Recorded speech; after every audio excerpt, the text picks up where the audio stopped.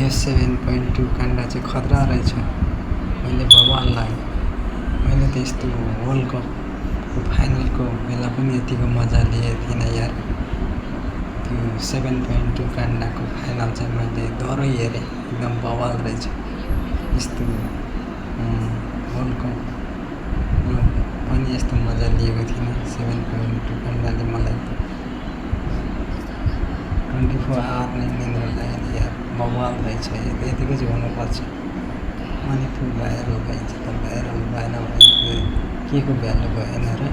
World cup पनि 2026को final त कस्तो होला है। त्योभन्दा अगाडिको त हेऱ्यो। अब यो 2026को वर्ल्ड कपको फाइनल पनि बवाल 7.2 काण्ड जस्तै होला जस्तो लाग्यो। बवाल छ बवाल, यतिको चाहिँ हुनुपर्छ। यस्तो चाहिँ हेर्नुपर्छ कि बवाल छ कि काण्ड चाहिँ बवाल छ।